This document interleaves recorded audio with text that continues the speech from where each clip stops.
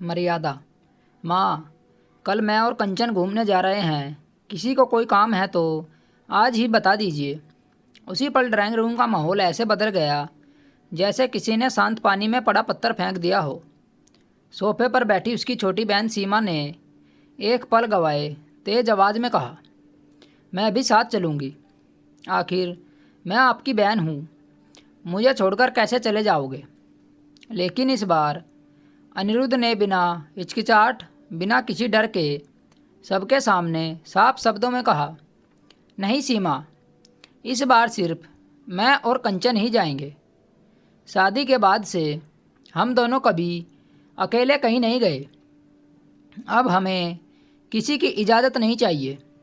इतना सुनते ही पूरे घर में ऐसा सन्नाटा छा गया कि सबकी नज़रें एक दूसरे के चेहरे पर टिक गई।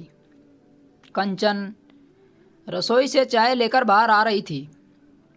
उसने जैसे ही यह बात सुनी, उसके कदम वहीं रुक गए।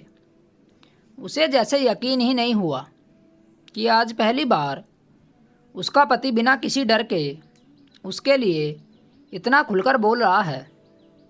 शादी को 1 साल हो चुका था, लेकिन हर बार जब भी दोनों कहीं जाने की बात करते, कोई ना कोई बहाना बन जाता। कभी सीमा कहती, मैं भी चलूँगी साथ में।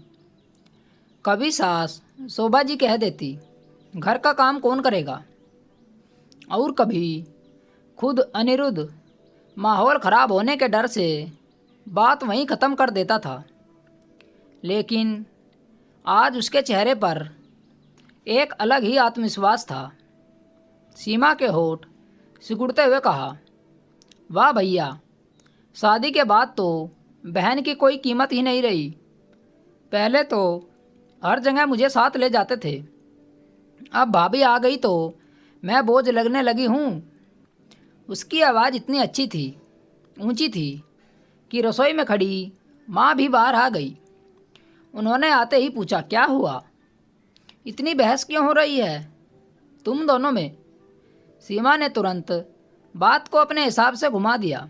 माँ, देखिए ना भैया को, कल घूमने जा रहे हैं और मुझे साथ ले जाने से मना कर रहे हैं। मुझे भी घूमने जाना है। माँ ने बिना पूरी बात सुने अनिरुद्ध की तरफ देखा और बोली, ले जाओ ना उसे भी, आखिर तुम्हारी बहन ही तो है। 2 लोगों की जगह 3 लोग चले जाएंगे तो क्या फ़र्क पड़ जाएगा। लेकिन इस बार अनिरुद्ध ने बिल्कुल शांत आवाज़ में कहा, फ़र्क पड़ता है माँ, हर बार पड़ता है और बहुत फ़र्क पड़ता है। कभी हमने पति पत्नी की तरह अकेले समय बिताया ही नहीं। हर जगह कोई ना कोई साथ होता है। जब भी बाहर जाओ हमेशा सीमा साथ चली जाती है। इस बार मैं सिर्फ अपनी पत्नी के साथ जाना चाहता हूँ। कंचन का दिल ज़ोर ज़ोर से धड़कने लगा। उसे डर था कि अब पूरा घर उसी को दोष देगा, और हुआ भी वही। सीमा तुरंत उसकी तरफ मुड़ी और बोली, भाभी, यह सब आपने ही सिखाया है ना? पहले तो भैया ऐसे नहीं थे, अब आप चाहती हैं कि मैं अपने भाई के साथ कहीं जाऊं भी ना? कंचन ने गहरी सांस ली और बहुत शांति से कहा, सीमा, मैंने किसी से कुछ नहीं कहा, ना ही कुछ सिखाया है। पति पत्नी अगर कभी अकेले घूमना जाना चाहे तो इसमें गलत क्या है? इसका मतलब यह नहीं कि हम तुम्हें पसंद नहीं करते। लेकिन सीमा ने उसकी बात बीच में ही काट दी।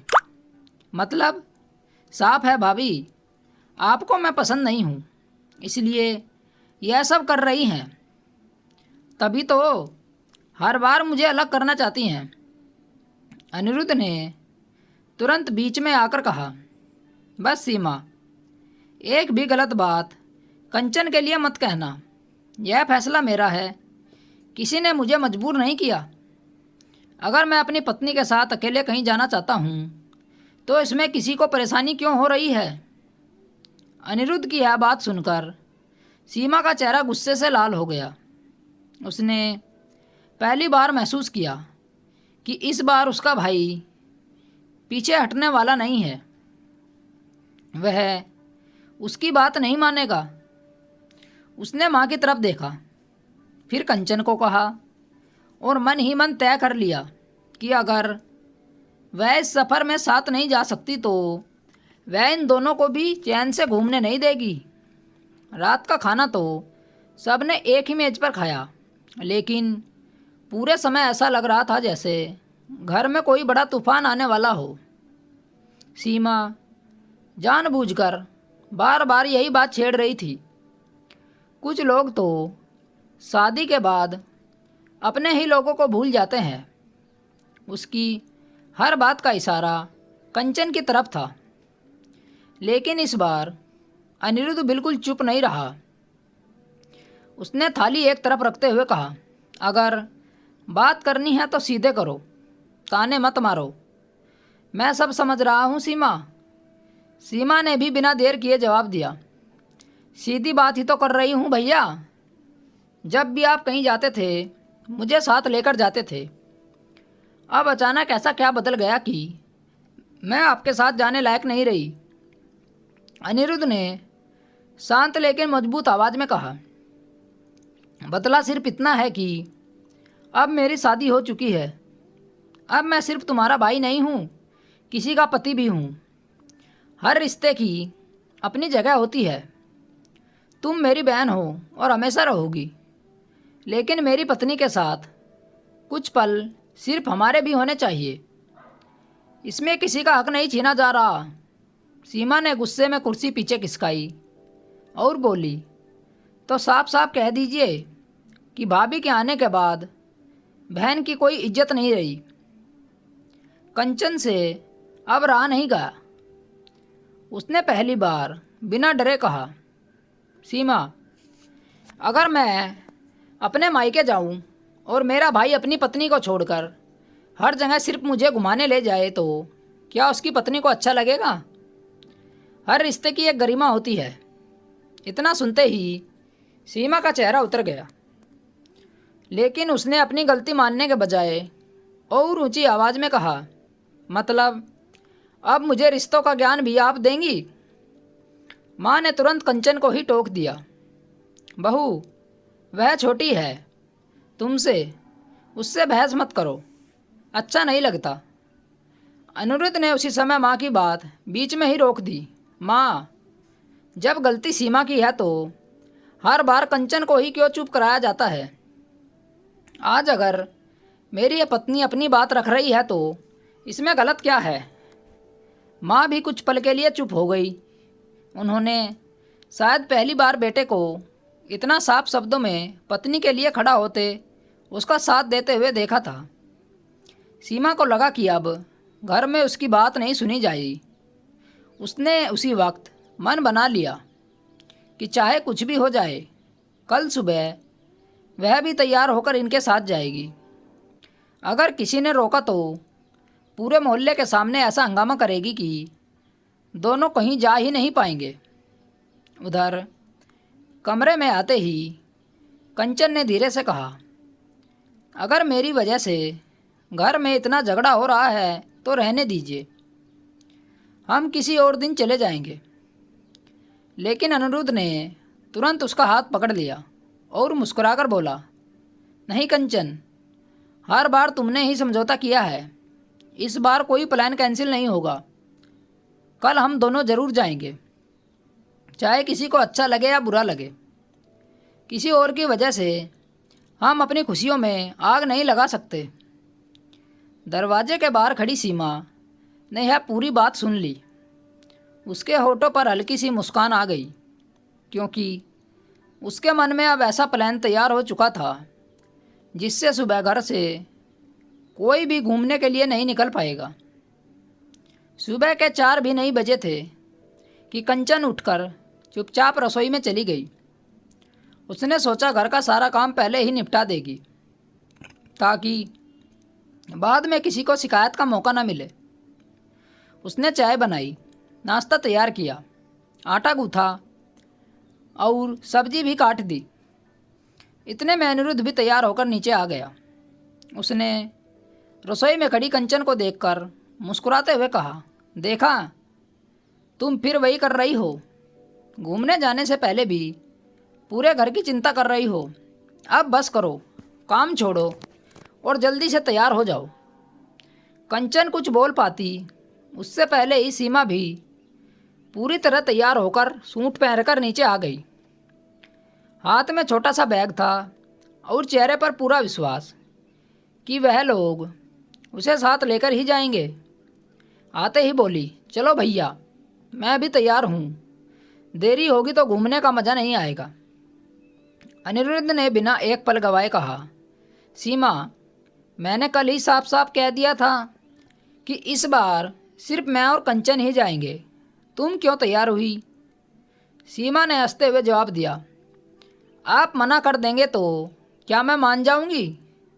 मैं आपकी बहन हूँ, मेरा भी उतना ही हक है। कंचन चुपचाप खड़ी रही। वह नहीं चाहती थी कि फिर से बहस शुरू हो। वह अपने कमरे में चली गई, लेकिन अनिरुद्ध ने इस बार एक भी कदम पीछे नहीं हटाया। उसने कार की चाबी उठाई और बोला, हक अपनी जगह है, लेकिन हर रिश्ते की एक मर्यादा होती है। पति पत्नी के बीच हर पल में किसी तीसरे इंसान का शामिल होना जरूरी नहीं होता। इतने में माँ भी बाहर आ गई। उन्होंने सीमा को तैयार देखा तो मुस्कुराकर बोली, अरे इसे भी साथ ले जाओ ना, बेचारी का मन रह जाएगा। अनिरुद्ध ने माँ की तरफ देखकर कहा, माँ, अगर आज मैं इसे साथ ले गया तो कल फिर यही होगा, फिर अगले महीने भी यही होगा। कभी तो ऐसा दिन होना चाहिए जब मैं अपनी पत्नी के साथ अकेले समय बिता सकूं। इसमें किसी को क्या अपमान होता है, किसी को क्या आपत्ति है? सीमा का गुस्सा अब 7वें आसमान पर पहुंच चुका था। उसने ज़ोर से कहा, ठीक है भैया, अगर मैं नहीं जाऊंगी तो आप दोनों भी कहीं नहीं जा सकोगे। इतना कहकर वह तेज़ी से आगे बढ़ी और कार के सामने आकर खड़ी हो गई। दोनों हाथ फैलाकर बोली, निकाल लिए गाड़ी, मैं भी देखती हूँ कैसे जाते हैं। पूरा मोहल्ला धीरे धीरे घर के बाहर देखने लगा। कंचन घबरा गई। उसने धीरे से कहा, अनिरुद्ध, रहने दीजिए, लोग तमाशा देख रहे हैं। लेकिन अनिरुद्ध ने इस बार भी कंचन की तरफ देखकर सिर्फ इतना कहा, अगर आज हम डर गए ना तो ज़िंदगी भर हर फैसले के लिए हमें किसी से इजाज़त लेनी पड़ेगी। उधर सीमा ने फ़ोन निकालकर पास की ही अपनी सहेलियों को भी बुला लिया और ऊंची आवाज़ में कहने लगी, देखो सब लोग, देखो, शादी के बाद भाई कैसे बदल जाते हैं। अपनी बहन को छोड़कर अकेले घूमने जा रहे हैं, शर्म भी नहीं आ रही इनको। भीड़ बढ़ती जा रही थी, लेकिन तभी पड़ोस की ही एक बुजुर्ग महिला आगे बढ़ी। उन्होंने जो बात सीमा से कही, उसे सुनकर उसका चेहरा पल भर के लिए उतर गया और पूरे मोहल्ले का रुख बदल दिया। पड़ोस की बुजुर्ग महिला कांता देवी धीरे धीरे आगे बढ़ी। उन्होंने सीमा के कंधे पर हाथ रखा और बहुत ही शांत आवाज़ में बोली, बेटी, एक बात पूछूं? अगर कल तुम्हारी शादी हो जाए और तुम्हारे पति की बहन हर बार यही कहेगी, जहाँ तुम दोनों जाओगे मैं भी साथ चलूँगी, तब तुम्हें कैसा लगेगा? सीमा कुछ पल के लिए बिल्कुल चुप रह गई। उसके पास इस सवाल का कोई जवाब नहीं था। उसने नज़रें चुरा ली, लेकिन उसका गुस्सा अभी भी पूरी तरह ख़त्म नहीं हुआ था। कांता देवी ने फिर से कहा, भाई बहन का रिश्ता बहुत प्यारा होता है, लेकिन शादी के बाद पति पत्नी को भी अलग समय मिलना चाहिए। अगर हर बार कोई तीसरा उनके बीच रहेगा तो उनका रिश्ता कैसे मजबूत होगा? प्यार का मतलब किसी को बांधकर रखना नहीं, बल्कि उसकी खुशी को समझना होता है। आसपास खड़े लोग भी धीरे धीरे यही बात कहने लगे। किसी ने कहा, अनिरुद्ध गलत नहीं कर रहा। किसी ने कहा, आजकल हर पति पत्नी को थोड़ा निजी समय मिलना चाहिए। माँ ने पहली बार पूरे मोहल्ले को अलग नज़र से देखा। उन्हें एहसास हुआ कि हर बार उन्होंने बिना सोचे समझे सीमा का साथ दिया था, और कंचन को ही समझौता करने के लिए कहा, जो बहुत गलत था। उन्होंने आगे बढ़कर कंचन का हाथ पकड़ लिया और बोली, बहू, शायद गलती हमारी भी थी। हर बार हमने तुम्हारी इच्छा को छोटा समझ लिया। कंचन की आंखें भर आई। उसने तुरंत कहा, माँ, मुझे कभी सीमा से परेशानी नहीं थी। मैं सिर्फ इतना चाहती थी कि कभी कभी मैं और अनिरुद्ध भी पति पत्नी की तरह कुछ पल साथ बिता सके। सीमा की आंखों में भी आंसू आ गए। वह धीरे धीरे अनिरुद्ध के पास आई और बोली, भैया, मुझे लगा था कि भाभी आपको मुझसे दूर कर रही है, इसलिए मैं हर जगह साथ जाना चाहती थी। लेकिन आज समझ आया कि मैं ही आप दोनों की खुशी के बीच में आ रही थी। मुझे माफ़ कर दीजिए। अनिरुद्ध ने मुस्कुराकर अपनी बहन के सिर पर हाथ रखा और कहा, तुम हमेशा मेरी बहन रहोगी। यह रिश्ता कभी नहीं बदलेगा। लेकिन अब तुम्हें भी समझना होगा कि मेरी पत्नी का भी इस रिश्ते पर उतना ही हक है जितना कि मेरा। सीमा ने कंचन की तरफ देखा और पहली बार मुस्कुराकर बोली, भाभी, आप दोनों आराम से घूम कर आइए। अगली बार अगर परिवार के साथ कहीं जाना होगा तो मैं सबसे पहले तैयार रहूँगी, लेकिन हर बार नहीं। कंचन ने आगे बढ़कर उसे गले लगा लिया। पूरे घर का तनाव एक पल में ख़त्म हो गया। माँ ने खुद दोनों के हाथ में पानी की बोतल और थोड़ा नाश्ता दिया और मुस्कुराकर कहा, जाओ, आज बिना किसी चिंता के घूम कर आओ। अनिरुद्ध ने कार स्टार्ट की। इस बार किसी ने रास्ता नहीं रोका। कार धीरे धीरे घर से बाहर निकल गई। दरवाजे पर खड़ी सीमा उन्हें जाते हुए देख रही थी, लेकिन इस बार उसके चेहरे पर नाराज़गी नहीं, समझदारी और अपनापन था। उसे एहसास हो चुका था कि रिश्ते को बचाने के लिए दूसरे रिश्ते की जगह छीनना ज़रूरी नहीं होता, बल्कि हर रिश्ते की अपनी मर्यादा होती है। तो दोस्तों, आपको कहानी कैसी लगी कमेंट करके हमें ज़रूर बताएं और चैनल को लाइक, शेयर और सब्सक्राइब ज़रूर करें। मिलते हैं आपसे ऐसी ही और एक अच्छी कहानी के साथ। कहानी सुनने के लिए आप लोगों का बहुत बहुत धन्यवाद। राम राम दोस्तों।